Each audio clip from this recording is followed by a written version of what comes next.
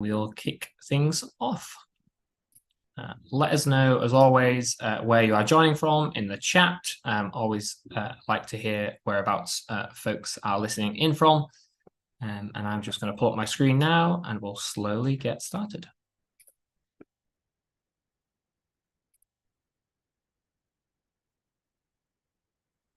Okay, folks. Okay, so yes, welcome everyone today. Thank you for joining us. Happy November. Hope everyone had a fantastic Halloween yesterday. So as usual, just kicking off with a few updates from myself. So we are live streaming today's town hall, as always, across YouTube, Facebook, LinkedIn, all the usual spaces. If you do have any issues at all during the stream, feel free to go over to our YouTube channel to check that out. As always, we're going to do a few product and company updates. And we also have a few special event updates from our conference last week in Florida. And then finally, we will move over to a bit of an audience Q&A as well. Just bear with us today on the audience Q&A. We are a few team members down here on Zoom. We have a bunch of support people out ill, so they're kind of focusing on the inbound support queue versus being here on the town hall. So we'll try our best to get to all the questions, but we can't make any promises, unfortunately. So yeah, next up, as I say, I just wanted to kind of go through a bit of an update from our event last week. So some of you probably already know that a bunch of the team, I think 10 in total, were in Florida for the VRMA Summit. So that is the Vacation Rental Management Association International Conference. And we had a fantastic time there. As you can see, we had a very bright booth. That was very eye-catching, and this was a great opportunity to speak to hospitable hosts, industry partners. Pierre actually did a talk on tech fragmentation. We actually joined the Cassiola Beach Party as well, and had a bit of fun there as well. So yeah, I actually want to throw it open now, just as we kind of recap on last week, and give Pierre and Andrew kind of a chance to maybe talk about some of your learnings from the event that we were at last week. Go ahead, Andrew. Not just Pierre and Andrew, Alisa has also plenty of things to be shared. Okay, I'm going to start because that's going to be the least interesting that I have. Unfortunately for me, my VRMA experience was very different. It was more like taken away outside of the booth, and I wish I would have been able to spend more time and meet more customers. What I love about showing up at VRMA, it's a $200 billion in sales a year, and people are showing up in shorts and t-shirts, and why would they do any differently? What I love particularly about this year is I find that there were more private equity funds, venture capital, including also investment brokers, so the entire industry on fundraising that showed up. And I'm not saying anything special, but it feels like this is a step on basically taking this opportunity on the travel and hospitality space more seriously from an M&A or funding perspective. So that's where I got to spend a bit of my time. But yeah, I find that this generally is going in a good direction. It was my first time talking. Now we attempted to stream it live on a Facebook page at the very last minute. So I don't think the rendition is absolutely perfect. You hear a lot of echo. But yeah, it was a great experience with Francois from Enzo Connect, Luca from Journey, and John Ann. I want to say from Hospitable, but he's also from Tech. He was really in his capacity, really as Tech Tape. We're basically working on talking about tech fragmentation and basically discussing about the all-in-one versus what else is the versus you never hear. It's actually called best of breed. It's basically the best product in a specific category with a high satisfaction of customers. Turns out it's not exactly the case in this category. So I had a lot of fun. And especially lifting the veil in particular about what it is to talk about, to build a software company in the vacation rental. And I'm glad that the conversation was not dumbed down and it was really on honest talk with customers and operators in the space. And the third thing is for a company like Hospitable to be showing up at VRMA, we know we are there to talk to our partners, to talk to integration, to connectivity partners, talk to customers that want to show up at VRMA. It's quite expensive and obviously takes some time. But it always feels a bit odd for us to talk to companies that have 200, 2,000 properties and for which we are not typically fits. We want to work for the self-managers. I've been saying 7 properties or less is really where the market is, and that's really where our customers are. And it feels, honestly, what I have a lot of fun with is the founders, the CEOs that are also in that space, in that segment. And I really am thinking about building an alliance with people at Turno, TouchStay, Price Labs also. We're really advocating on facilitating the experience for self-managers, and that's the experience that we're after. Andrew, what was your take on VRMA? Yeah, we had a question in the chat. What is VRMA? So we could probably start there. That's a very good question. It's a Vacation Rental Managers Association, and it is the largest vacation rental organization in the United States. And because of that, they also take, I want to say, ownership of a lot on the industry worldwide. So for example, they're going to organize an event in Europe, in Paris. I think it's going to be in March. I think, for the fee that we are sponsoring them, they should probably pay us some money to advertise URMA. So that's basically what they are doing. So it's really focused on the more enterprise-based customers. So 200, 2,000, probably even more, thousands of properties, property management companies and vacation rental managers. So it's a big gear to something very different than what we're talking about and seeing every day. And it's the conference that we participate the most in out of all the conferences. This year it was in Orlando, the short-term rental hub that is Orlando, Florida. And next year it's in Phoenix, Arizona. So you can start making your preparations. Otherwise, yeah, as Pierre mentioned, we'll probably be there in Paris next year as well. Yes, the Frenchman grimacing about going to Paris. I had a great time. I think for me, it's energy giving as a conference, because I think it really helps us confirm our strategic positioning. Like Pierre said, going after and serving property managers as our core customers, property owners. Just who you talk to and who comes and talks to us gives us that confirmation that we're on the right path, and that the things we're doing are going to resonate in the industry. It's just the kind of the things that we talk about with our roadmap are really exciting when you put it in context of all the people you're talking to. Specifically on the direct side, we're talking to a lot of sites that are going to help us with distribution of your properties. So if you're listing on direct, Google Vacation Rentals was the first channel we added for direct. We want to add more channels. So we talk to sites that specialize in last minute bookings, that specialize in discounted bookings, that specialize in midterm rentals, that we're all going to look at as possible integration partners to improve distribution and grow your direct booking as a channel for you. We also talk to a lot in the payment side, specialization on different solutions that can help improve conversions. So one of the obvious ones is offering travel insurance as an option. We're going to be doing that next year, offering the option to pay a little bit extra on your booking to get 100%, no reason guarantee, that if you have to cancel your trip for any reason, the guest is going to get their money back. That is going to be a revenue boost to you guys. It's also going to be a conversion boost, as people are going to be more able to make a booking if they know it's guaranteed. I talked to mostly vendors. I got to meet a few customers. That was good. Most of my time was walking the floor and talking to people. We talked to some of the government advocacy people on the VRMA side as well. I think especially with direct booking, as we are kind of representing those hosts as the channel there, we want to make sure we're good stewards of the communities where people operate short-term rentals. So we met with the government liaisons there, kind of talked about the advocacy they're doing.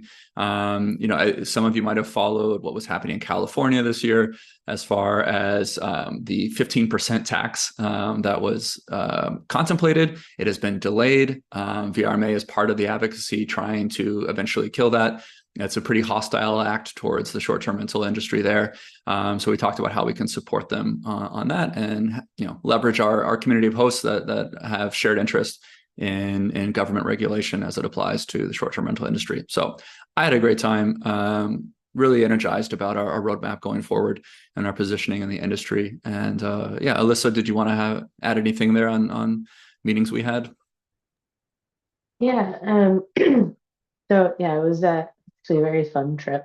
I think I talked myself to death, but I can talk for a very long time. So it was a very great trip for me in that way. We did have some really good meetings with senior management at VRBO as well as Booking.com to see how we could further collaborate on how to improve our relationships and our connection and things like this. So I personally was very excited about that. We also talked to many other vendors throughout the conference that were interested in working with us, either maybe for integrating new smart devices or other types of software integrations. Emily, who's usually in here for town hall but isn't today, was just being grabbed to talk about integrations left and right constantly. So I think she talked somehow even more than me.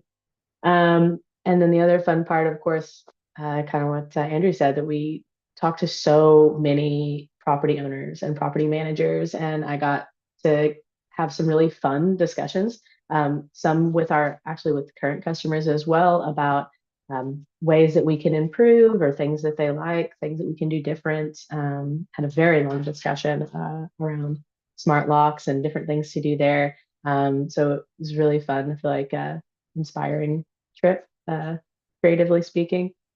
That's kind of what I got out of it. Cool. Thank you very much, team. So that's kind of a bit of a recap on that conference in Orlando. But elsewhere in Florida, a few of us actually headed down to Boca Raton, which is just north Miami. So myself, Pierre, Andrew, Emily, and the Hospitable host, Nee Adewale, actually went down there to do a bit of TV filming. So here's kind of some of the behind the scenes sneak peek that we can share with you at the moment. So we actually did some interviews for a documentary from Empowered hosted by Meg Ryan. So that's something that's going to be airing on TV in the US later this year. And that's really kind of focused around, short-term rental experience for the hosts and also guests, and what role Hospitable plays in that, essentially, in that equation. So we're going to share some more details of that soon, but we just kind of wanted to share a couple of sneak peeks to get everyone excited to see us on TV very soon. I'm sure that we'll make a big fanfare out of that, maybe have a little bit of a watch party when we do have the air date. And I think that's it from me. So without further ado, I'm going to hand over to Andrew to start us off with some product updates on Direct.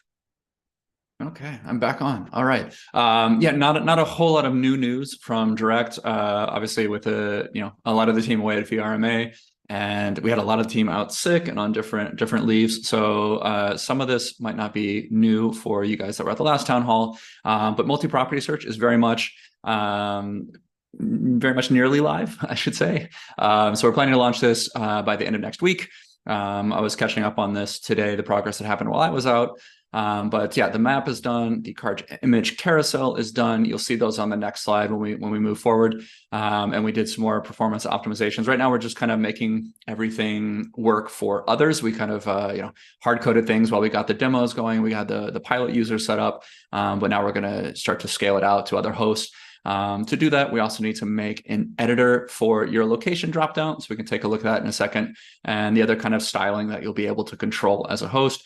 And again, end of next week. And the idea is that we should be launching almost simultaneously for both hospitable sites and custom sites. So Miles, if we can just give a quick look for people that haven't seen it yet. This is the multi-property search view that we're going to be adding to the property page. You'll be able to opt in for this if you have an existing site. And what we want you to do is be able to control that first drop down there. So you can suggest the locations that are relevant to your guests, whether that's different attractions, different scenic places, parks, etc., or hospitals. If you're doing midterm rentals, bear with me on my jet lag here. But yeah, it looks pretty. It works great, and we're excited to get that out. So that's end of next week for the launch on that. Otherwise, on the Google Vacation Rental side, we have had some issues. I think a lot of hosts have been letting us know that they're not seeing the expected search rankings for their properties. So we've been working on that. There was an issue for a lot of direct basic hosts. So about 1,000 properties impacted there. That got fixed. and we're just getting the pricing sync to catch up on those properties. So some properties on Google don't have cached pricing information, which means they're not showing pricing on Google. That's not the intention. So that is in the process of getting fixed now. We should have review ratings going live. So your rating out of 5 stars, that's going to help you in search results. We've been providing that for a while now. We've been trying to debug with Google why that's not live yet. Things just take a while with them, unfortunately. So we're anticipating that goes live tomorrow. So that's pulling in reviews that you have on other OTAs and sharing the aggregated score for those. We're not actually sharing the review content just yet. Otherwise, there's some optimizations we can do on the property type, which is something that I think is also going to improve the search rankings within GVR.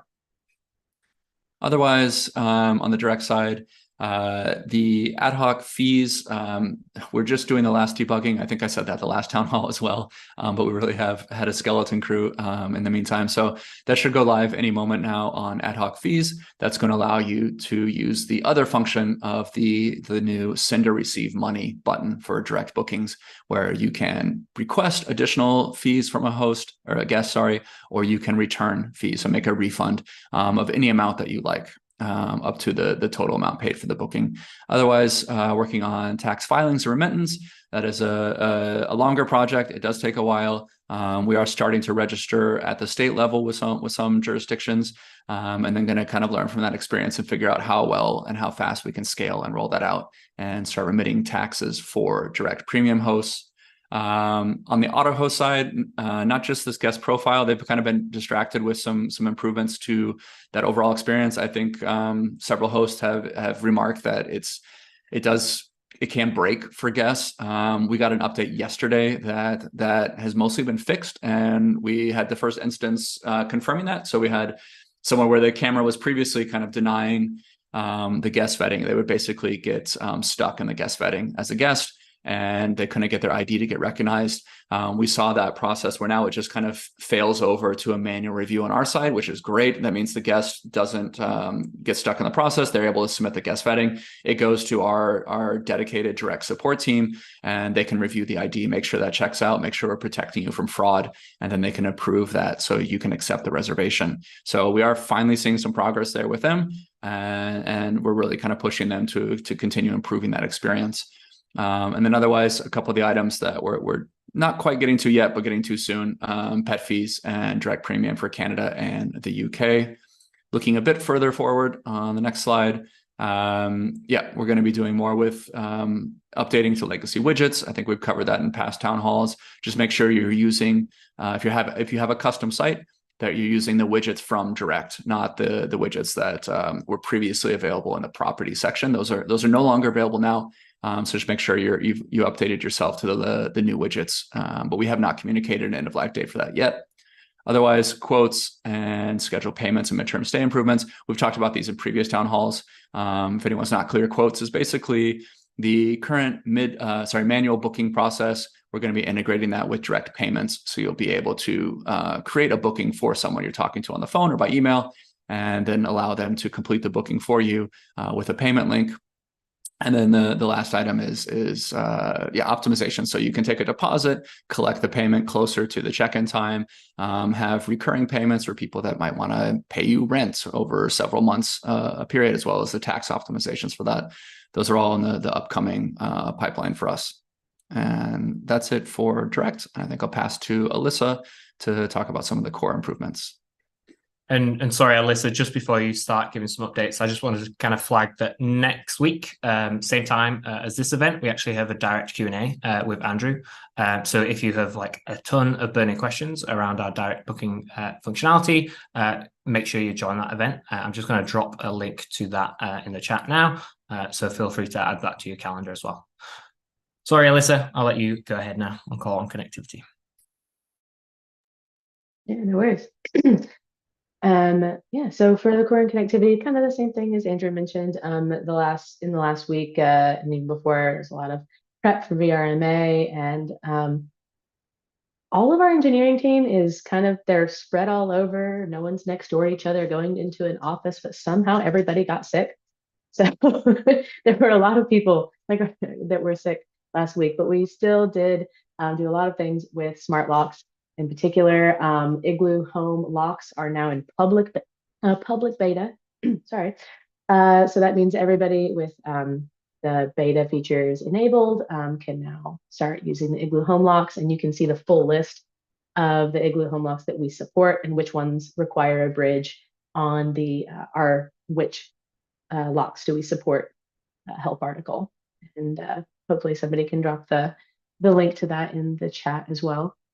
Some of this is a bit of a reminder, but backup codes are available for all users with beta features enabled.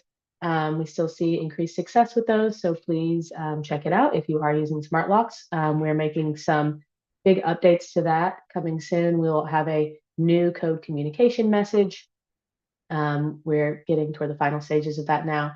And it'll be tied in with backup codes and provide a way to kind of close some of the loops on reliability and always communicate the code to your guests without having to create extra messages.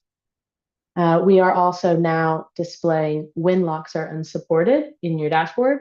So previously, you couldn't quite tell when a lock was unsupported. It wasn't going to work, but now it'll be kind of grayed out. You'll still see it, but it'll show that it's unsupported. Yeah, that's it for big improvements. I have added in here a survey for you all. This applies for if you are using smart home devices or not. It's if you intend to at all, but it helps us if you can go in here, go to the link or use the QR code to check out the survey. Basically, it helps us kind of guide the direction and maybe where we need to go with smart home devices. People want to do thermostats, noise detection, different things like that, but don't know for all of you what all devices you use. What are the most important? What are your expectations of us? What kind of devices you're using, what apps you're using, things like that. So it'd be super helpful if anybody could go in there and check that one out. And up next, this is sort of a repeat from last time, but we are still working on these things. We've gotten further. We are working on improvements to our Booking.com connection flow. It's a little difficult to say the least right now. And so that's part of what we were actually discussing at VRMA with a bunch of people from Booking.com to how we could smooth that out.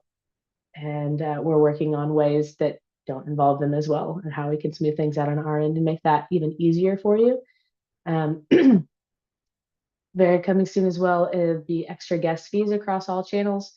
We already have the little section in the property details, but this essentially would allow you to push the extra guest fees back to your channels. And that is particularly relevant for Booking.com as well, because right now you can only have a standard rate. This way you could actually have an increasing rate for an increasing number of guests. So that will be coming soon. We'll be doing that at the same time as the updates to the connection flow. We are also gotten further and further with the metrics dashboard. Just had a meeting with our devs working on that yesterday, and it's coming along. Being good there. Everyone has been very excited about that, as am I. And once we do get done with some testing, we'll get a small private beta together and have everybody test it, make sure everything's accurate and working, and then do that to everybody as soon as possible. Did have a question about parent-child in the Q&A, and it was still being worked on. And yeah, a private pilot for that is also going to be coming soon. And Emily, one of our other product managers, is the one handling that. Other smart lock improvements, particularly a devices dashboard, is also being worked on. It's a little bit more in the earlier stages, but I'm very excited to be working on that. It'll have a lot more functionality around like being able to lock and unlock your locks from within the dashboard, update codes, create codes, and just kind of see all of that in one place so that you don't have to bop back and forth between your lock apps. And then we are making we're wanting to make rather sweeping improvements, but taking steps in improving our apps page and our public API as well to provide a lot more data in there. Sorry for my voice. But yeah, that's all for core and connectivity. Cool. Thank you very much, Alyssa. Struggling through that, but you got there in the end. Don't worry. So thank you everyone for listening into those updates. So now we're going to move into kind of the Q&A section of the event. So we already have a hand raised. So I'm going to go straight to Vinay and allow you to ask your question. Hello. Hi, Miles. I think you guys briefly covered. My question was around the Google Vacation Rental. Basically, where do we stand, and especially on the ETA aspects? On the what aspect, sorry? Google Vacation Rental. Yeah. Okay. So yeah, in general, it's live. It's live for hospitable sites. It's live for custom domains of hospitable sites. And we're currently doing some optimizations. I think some people are not able to find their properties very easily. They're trying to improve the search rankings. So that's where we're at. We pushed a fix this morning that's going to fix issues with some sites on the pricing sync, the way we sync prices with Google. The other one is a property type adjustment. So I think we're sending Google all of the properties as short-term rentals category.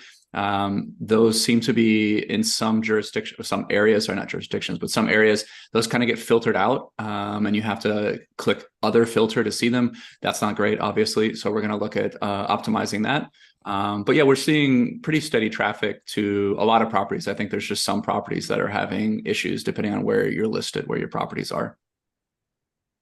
Got it. Thank you. Yep. Thank you. Thank you very much. And next up, we have Derek with a hand raised. Derek, welcome on stage. Hey, how's it going, guys? Good, thank you. How are you? Doing great. How can we help you? I'm pretty good. So I'm curious to know. I have a property in the Atlanta area. I have another one in the Florida area. Atlanta's in the middle of really putting their policies in place, their guidelines that really restrict Airbnb and other short-term rental platforms.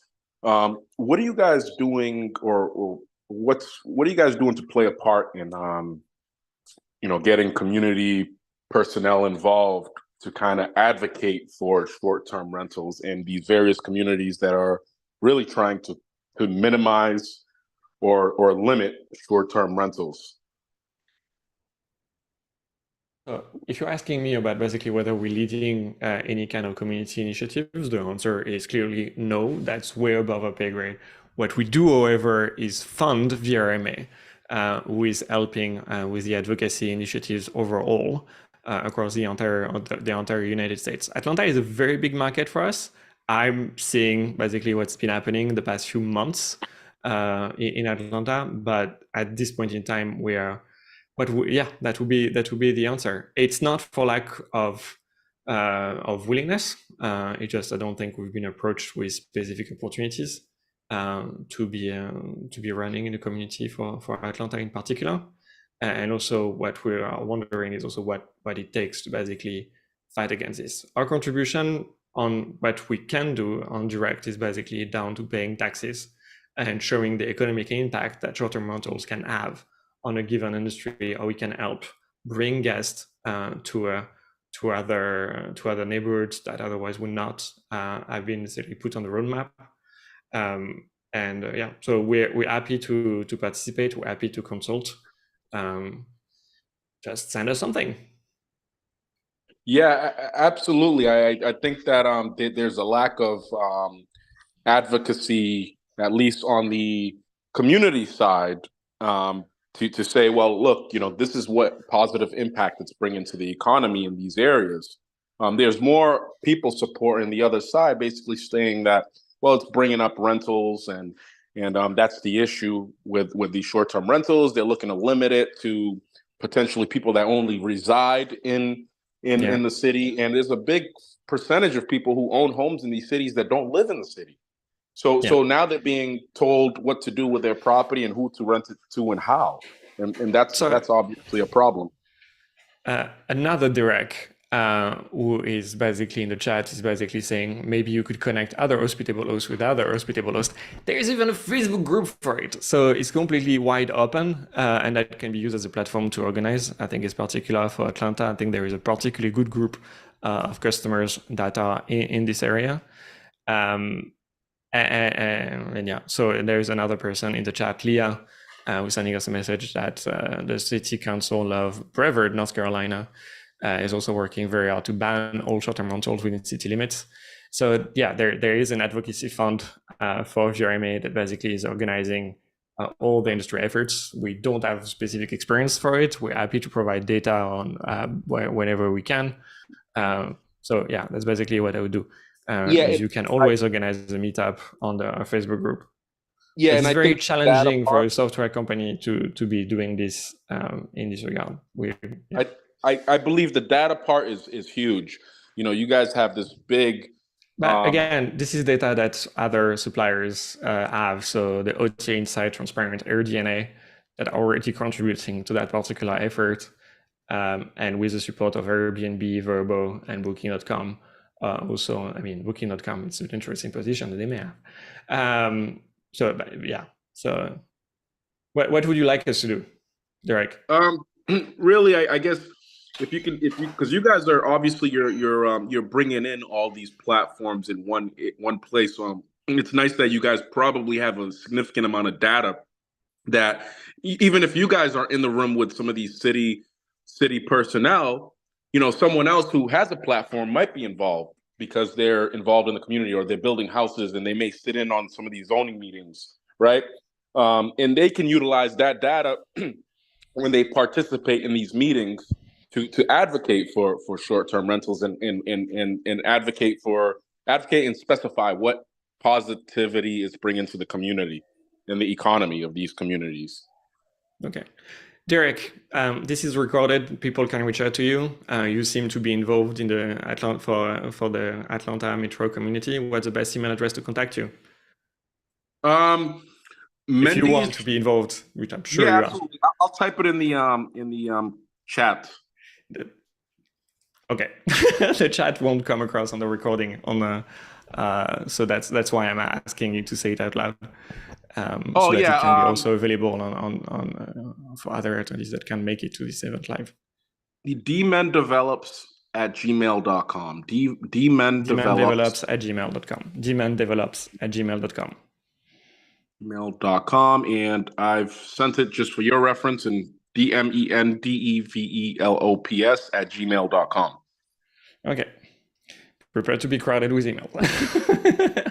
No, and yeah, if you can be a member of our Facebook group, Hospitable Host, you're welcome to start a thread on it for Atlanta. I think there is also, more importantly, as far as the situation of Atlanta, there's already a very big Facebook group that's gathering a lot of property owners and operators in the space as well. But bring it up on Hospitable.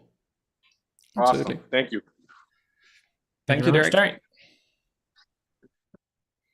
So there we go. Just as I was saying it, Nate, we are bringing you on stage now. Hello, Nate. Hello. Yeah. Literally just joined to ask for this request. You guys have done a great job with the kind of the review thing, right? Where you can kind of leave reviews at the very last, like, possible second. I'm wondering, especially like for hosts that want to do air cover requests, right? It's a very contentious thing where it's like, oh man, if I put in this request, I'm probably going to get negative like reviews. Is there a way to do literally what you guys did for the review system for like air cover requests, so that, like, you know, at the very last second or close to it, we can put an air cover request in? Okay. I would love to. It's a very interesting idea. I think in general, what I'm in big favor of is basically hosts should not basically feel like they're risking their reputation to damage to basically flag a guest that should probably not be on a short-term rental platform. Obviously, it doesn't prevent them from booking another place. Sometimes it can be very specific. And for insurance, completely appreciate the fact that you don't want to be retaliated against. Unfortunately, we're limited by what our connectivity partners are making available to us. And I don't think there is anything of the sort that is currently available for any software provider. So that makes it impossible for us to do anything at this point in time. And what I would love to see is obviously Airbnb giving more transparency into their APIs and basically allowing more features to be developed on top of it. But that's basically probably, I didn't hear anything on their roadmap for the half of this year on that particularly. Appreciate it. Thank you, Nate. Thank you very much. Thank you, Nate. And next up, we have Geraldine. Hello, Geraldine. Hello, Geraldine. Oh, how are you? Can you hear me? Perfectly. We can. Yes, I have a few questions. So I've been using the platform for about, I guess, a year or two, and I've been adding rooms as well as the full property and an additional one. And so I guess my question is, we really have 2 properties and we're renting out 2 rooms in the single family home. So I'm wondering, is there a way where I don't have to create so many listings? Like if I have the single family property, do I have to create a listing for booking.com, for Airbnb, and for Vrbo? Or is there a way to have the one listing where it connects to all 3 at the same time? Okay. So you basically, your pain point is that it takes time for you to create those listings on those channels. Is that it? Or yeah, that's it. I mean, the listings are on. Yeah, the listings are on there. They've been on there for quite some time. It's just when I go into the channel manager, I have to have a listing in Hospitable, for one for booking.com, one for Vrbo, and the other for Airbnb for the same property. And so what I was asking is, could I just have one listing that's able to connect to all 3 and I'm able to manage the calendar, or do I have to go through all of those listings on Hospitable? So I guess that's where the confusion is. Just clear me on a doubt I'm having in particular. Did you merge your listings together on Hospitable? I think I did. I mean, it blocks off things on. So if I have something on booking.com, it will block off Airbnb and Vrbo. But I guess what I'm just saying is, instead of me having to go through each listing separately, I may need to, I don't know if you guys offer support where you can look at our calendars, because the way it looks right now, it's a little messy and I don't like it. Okay. I think we need to define what that means. Normally, the expected behavior is that if you've been merging your Airbnb, Vrbo, and Booking.com listing together within one property, you can go on the calendar and change the rates from Hospitable to all your different channels, and we'll be pushing a rate to those channels with the appropriate markup rate. So you should not be able to, if you've merged your listing together within one and the same property, for example, for the same listings, for the same rooms, then you basically are able to see normally the one line in your calendar that basically is completely channel agnostic. So you basically are dealing with Hospitable properties, and then it's up to Hospitable to distribute those rates elsewhere, including for direct bookings. Okay. So I think what's important here, and if you can send your emails on the chat directly to host and panelists in this case, please don't send it to everyone. I would love to have a check on your account. So give us your Hospitable email address, the user address you're using to log in, and we can easily flag if basically your setup is correct at this point on Hospitable. Okay. There is another part of the question, which is really probably I don't need to answer, but is really what more and more exciting developments, especially with the conversation that we had at VRMA with Vrbo and with Booking.com, is something we would love to be doing progressively. It's definitely not something that we prioritize on our roadmap, but those integrations allow us to push your listing details over on your booking.com. It just is sometimes not exactly the most friendly of fashion to be doing that, and it can create liabilities for you as well. So Yeah, that's it's one of the not. things that we would love to develop in time. Yeah, booking.com is not the easiest to Yeah, work with. so to recap on that meeting is where I made. Unfortunately, I did not attend, but was there with Alisa in particular. Was 7 people of Booking.com staff with senior leadership involved to understand what are the struggles of their or their connectivity providers. So those meetings are expensive. And those are the same people that really could be working on property managers, on very big property management operators, but they decide to spend the time on connectivity because they know it's basically the easiest hack for them to secure supply and grow in the United States, in particular, which has been the tale for the past 18 months. Is really the #1 priority of Booking.com. There's a lot of work for them to do. So yeah, they're taking it seriously and they are moving in a nice direction. Okay. And then my second question was, will you guys in the future have something similar to Price Labs with dynamic pricing? I think it's a very difficult job to do. You have Price Labs wheelhouse beyond what we offer is integrations, because we have our own part of the value chain, which is also very complicated to be doing, which is the part that you were talking about in the first place.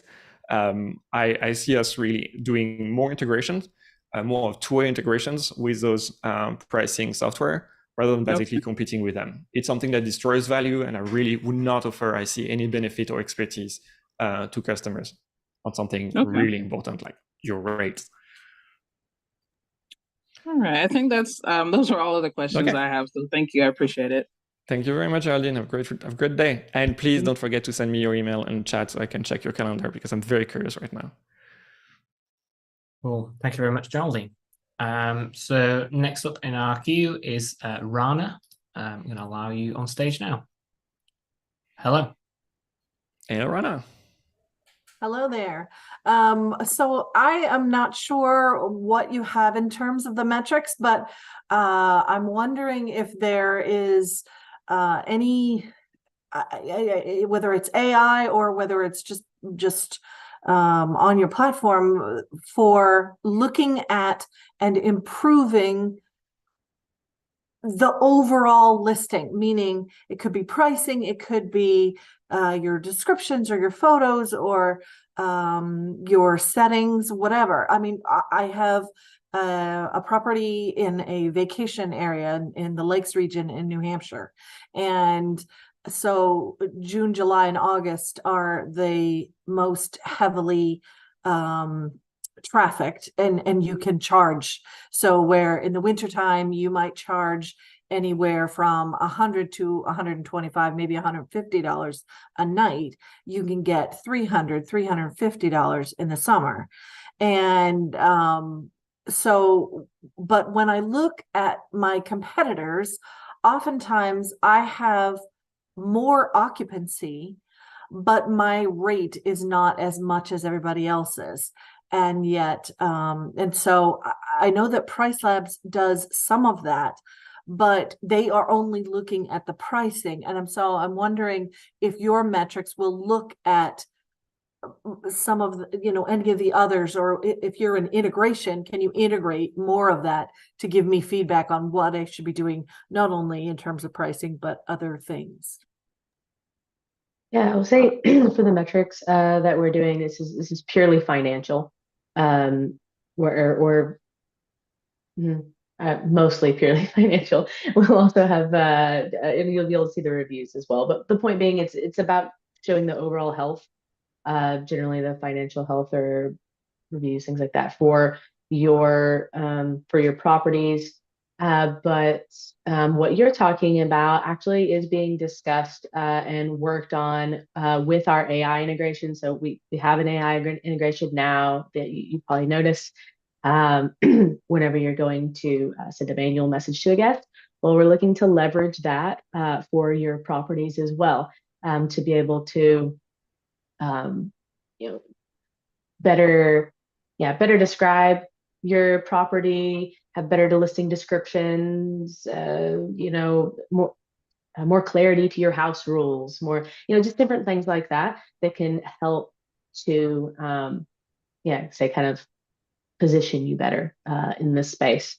But generally too, just kind of what you're talking about, I think it's a common thing. It's hard to stand out amongst usually like a really high vacation area, and maybe sometimes, and Andrew might speak to it as well, but sometimes the great things you can do is, make sure you have really great pictures. If you need to hire a photographer to come out on a nice sunny day or something like that, do good photography.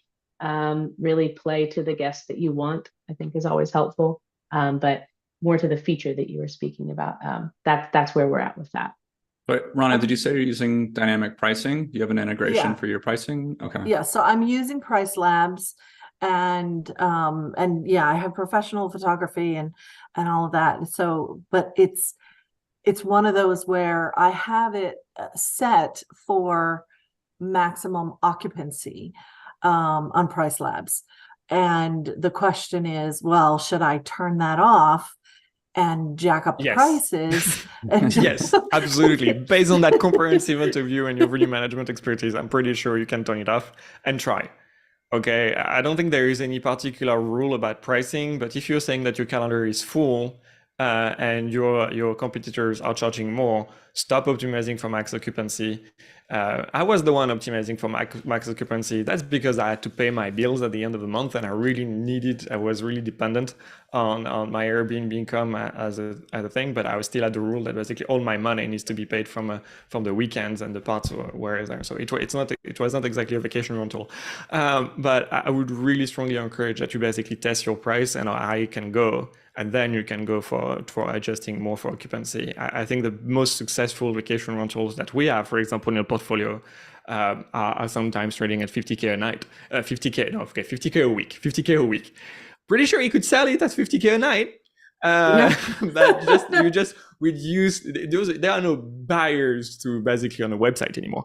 It's a completely different deal. I didn't do. It's basically completely okay with having his vacation rental sitting completely free for a few days, but there is still basically a level of amenities to around that price, and the region seasonality as well. So yeah, really recommend that. What I think you can do. So yeah, check out on your Price Labs or your dynamic pricing software that you're using on trying to reduce occupancy and up your rates. I think it's all beneficial for your operations. If you want to have some feedback from humans, you can always, go onto any Facebook group. It's always basically a bit of a grilling experience as a host to be receiving feedback from so many solicited opinion. You can do that on our own Facebook group as well. But on the AI part, I find that it's very hard for me to differentiate what is a gimmick and what is demonstrable insight that actually will grow your revenue. It's very easy to have an AI that, for example, would change your listing name based on the listing description that you're having. It's very hard to demonstrate and take responsibility for this is going to do anything to your business. There is definitely a lot of things that AI can do. I would love to be the first to releasing something like that. I think there is, to be fair, a lot of things based on support experience, just from really proactively saying you have a problem on this setting, and you're probably not making as much money as you think you could, without having to ask for a generative AI in the first place. So that's what the metrics that you guys are working on. You said that they are, or she said that they were mainly financial, and so what you guys it's about counting the beans. It's really counting the beans is already something that is worth months of effort on our side, because counting the beans is really goddamn hard, stupidly. In this space, it's still an unsolved problem. You can talk. One of the best conversation I had was with Exemplify, with an integration which is an integration partner doing accounting and bookkeeping, especially for customers that needs owner statement, and really how challenging it is for them to be working with property management software that have never a very accurate view of it. So really, so we need to solve the basics first before starting onto other items. Okay. But it's, at one point it will be in a roadmap, I'm sure. Thank you. Very welcome. Alyssa, you want to share something again on Metrics? You're very so Metrics is being worked on the back end, and yeah, we'll have something to share later in the script. Right? No, I didn't have anything to say. I just accidentally clicked the unmute button instead of the turn off the video button, and I can get away with nothing. Telling you. Perfect. Okay, cool. Miles, I think we can go over to the next person. Yeah, I'm actually going to let Andrew jump in here. He's got a question in the Q&A that's probably relevant to more than just the individual, so I'll let him take it away. We had a few people asking about percentage-based discount codes. No update on those yet, other than the fact that we've been told several times that they are important. So we will get to those. I did want to share like a little bit of a hack that you can use in the meantime to achieve a similar result. So you are able to create conditions for different promo codes. So if you wanted to give a percentage-based approach with a fixed amount, you could give something like, okay, promo code direct 100 is $100 off, and then a condition, say on 3-night bookings or a minimum spend of $1,000. Direct 200 requires a 4-night stay or $1,500 spend. So you can use multiple codes in your emails that you're sending out to guests and give them, 2 or 3 different options to save $100, $150, $200, $250 based on those minimum spend or minimum night stay conditions and promo codes. I know it's a hack, but it might scratch the itch for you guys until we get to percentage-based promo codes, which we will get to eventually. So tell me, because I'm sure you repeated that over and over, but you're doing that very well, especially after this recording experience for TV. What are the problems? What makes it complex about having a percentage-based discount? It's complex because when you start to bundle fees together for the booking, and I think most hosts are expecting a promo code to only apply to the nightly rate, but the nightly rate might include a management fee, a community fee. You want us to bundle cleaning fees in some cases. We're not doing that now, but we want to consider that. Some hosts want to go even further and bundle the guest service fee that we charge on premium. Once we start doing that, the percentage-based discount really stops looking like the discount you told your guest it was. So if it's 10% off and it's only coming out of your nightly rate, but your nightly rate is bundled with 4 different other fees, then we need to solve that somehow. And we can solve it. It's not really that difficult, but it does require some decisions. It's going to require some work to do well and to make you guys happy with the decisions we choose. And so because of that, it's kind of not as high up on the roadmap as quotes or optimizing for different payments, which I think are going to have a bigger impact on your conversions than offering you a different way to do promo codes. So yeah, if you take the hack that I suggested, that does get you kind of there, I think, for most hosts. And in the meantime, we'll build some, I think, higher priority features and then come back to the percentage-based codes, which I agree are very useful and need to be there. They just have some complications that when you start to go down that road, you find more and more complications. And there's, I think, other product features we can ship faster with higher impact. Yeah, absolutely. So we don't hate percentage discounts. It's just we want to ship things that make you money instead. First, right? I think that's that's the idea. The theme for Q4 is improving conversions, and that includes payments mainly. So yeah. So and to recap, so the problem is that 20% discount is something that's easy to communicate what's going to be, and that's something that we see, for example, with Airbnb as well, because they offer similar things with promotions.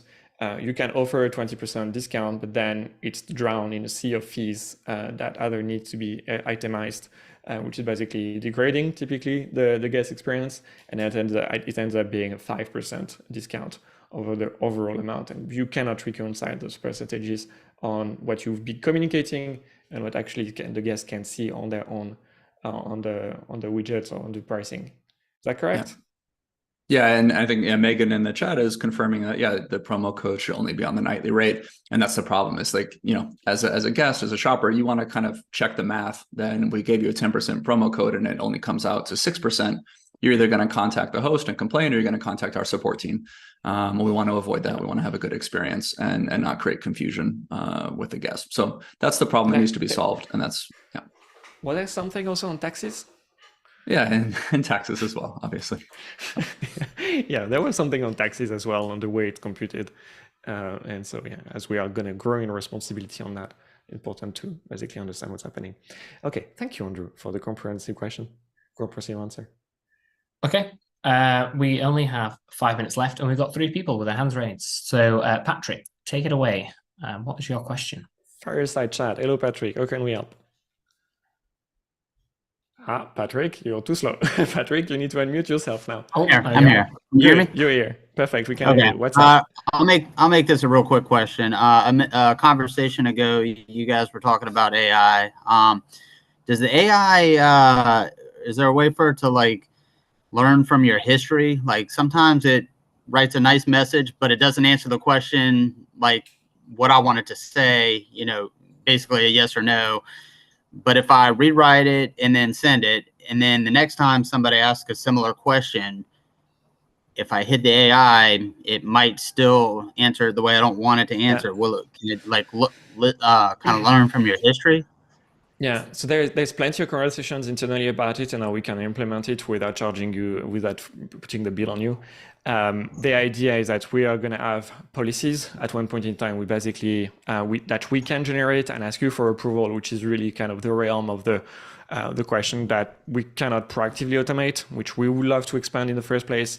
And then making sure that those answers are consistent so that the AI is guarded by parameters that you know about. Like, for example, you may have a natural language policy for hosting pets. You may have a natural language policy about offering another check-in. Let's put it out there. Just type down the words, say the words, and we can train the ChatGPT and the generative AI to basically be writing that answer to your guest. But it's a very good area for development. Again, it's basically it's a busy roadmap. This is the first thing that we're going to do once we have capacity. Okay, thank you. Thank you, Patrick. Thank you for making it short and concise, unlike me. Stop talking. Next up, we have Chris. Hello, Chris. Hi, Miles. I just wanted to give a little feedback on the percentage-based discount that was discussed by Andrew. My use case is I have 4 properties that are in the same market. They're varying properties. You know, one during peak season would be rented out for $350 a night. Another would be rented out for $700 a night. So when I'm marketing to my guests after the fact, I'm collecting their email addresses. I'm sending out a newsletter. And I'm saying, hey, you know, if you want to book and come back and stay with us again, here's a percentage discount for being a returning guest. That's my concept. I appreciate the hack that Andrew shared, but I'd have to write, you know, multiple emails based on the property as opposed to based on the market. So that's why I'm pushing more for the percentage discount. Okay. I mean, I think you can still get there. I know it's not the most elegant hack, but you know, if it's $100 on a $500 spend or a $200 on a $1,000 spend, that could be for all properties and all seasons, right? Yes, it could. Yeah. Yeah. Okay. Yeah. I mean, I think it gets you close. I mean, we're getting to percentages, but yeah, I think if you use the conditions in the best way possible, you can do it for all properties and all seasons. You just set the conditions right and give them, you know, direct 100, direct 200 like that. However you like to do those. And yeah, it's a bit more effort on your side to communicate that clearly. It's a bit more effort on the guest side to put that in. But there are other priorities that that are higher on our list to get to than additional promo code functionality at the moment. Definitely. And I love the fact that you guys are working more towards taxes and towards the scheduled payments. I think those are high priority items as well for me. So definitely appreciate that. Yeah, no, the scheduled payments is really going to unblock a lot of conversions for our hosts. We know that it's not great on a booking a year out for 2 weeks. That's $15,000 to pay upfront for that. That is the biggest priority right now, I think, for helping hosts earn more money from direct booking. For sure. Thank you. Thanks, Chris. Thank you. Thank you very much, Chris. And then finally we have Kyla. Hello, Kyla. Hello. Just got one of our first direct premium bookings, so excited for that. But it made me think about the guest experience, and I was curious. So they're getting emails or communications from Hospitable, but then they're also getting all of our emails. So is it possible for the host to see what is being sent automatically from Hospitable with verifying identity and confirming their reservation? so that we can either consolidate those emails, maybe add a few things to them, so they're not getting bombarded. Because right now they're getting emails from you and emails from me, and I think it could be overwhelming for a guest as they're going through that reservation process. Yep. No, I totally agree. And I mean, there's messaging that I think has to happen from our position in the transaction. And there's messaging that makes, a lot of sense for you to be sending as well. We want you to have visibility to those. It's just a technical issue that makes it difficult for us to do that. But it's on the list of things we're trying to do. We want you to see all of the messaging that goes out from our side to the guest in the inbox, so you can see what's being communicated. What you can do in the meantime is just do a test booking, set a dollar stay, go through the whole process. I think it's good for all hosts to do this, just to experience the guest vetting, experience, the full end-to-end experience, and do that on a day, or cancel it if you don't need to see the full journey. Most of the messaging we're going to do is on the booking experience, so making sure they get the guest vetting done, confirming the booking, those kind of things. Then you can cancel and free up your calendar on that stay. But yeah, that is the intent, is for the host to have full visibility on what communication we send. Great, thank you. Thanks, Kyler. Thank you very much, Kyler. And that is all we have time for today. Pierre, I really cut you off earlier, so if you want to add any... Me? You cut me off? Yeah, I did. You saved the day. That's what I mean. No. Absolutely. Well, I'm giving you a chance to ramble now, basically. I can be the grandpa and the drunk uncle. Thank you. No, I don't think I have anything else to add. I'm looking at the account for Geraldine. I'll be following up separately, privately. I think there's plenty that we can adjust to configure the accounts slightly better, so that actually the features that you're expecting are actually coming straight out of Hospitable, as they should be. Thank you, everyone, for attending. What's going to be the next event that we're attending to now, Miles, in person? In person, we have the Vermont Short-Term Rental Trade Association in Burlington, Vermont. That's November 12th to the 14th. We'll be including details of that in our newsletter going out on Friday. And it'll be Alyssa and Kevin that will be attending that. But next week, our next virtual event is the direct Q&A with Andrew. So that's November 8th, Wednesday, 12 p.m. Eastern time. Yeah. And that Even same more week, questions. Yeah, and that same week that people are in Vermont, we're also in the UK for the Boostly Bash. So we're bringing a lot of our UK developers, as well as myself representing Direct. So we're going to have a big announcement for Direct at the Boostly Bash in York, November 14th. I don't know if there's still tickets available, but I think there might be. York, in York, not New York. That's at York, not New York. Old York. York, UK. I can assure you, UK. I had a conversation about basically going to the Boostly Badge and saying to York, and that's a long flight. You can do that. No, it's York. Oh, sorry. Good work. Unfortunately, I won't make it for many other reasons, and I'm sorry for that. But yeah, so that's going to be in York, England. Thank you, everyone. So yeah, that's good recap to have because we're going to be there. And then there is also going to be, there's our next event, APAC. They've done their share. That's March, I think. Let's not get into all of Let's not get into all of those. well. I'm just basically, So we are there all around, and you can stay connected with us everywhere you are. Thank you so very much, everyone. Happy Halloween, happy All Saints, wherever you're based, and good evening from Brussels and many other cities in the world. Ciao, ciao.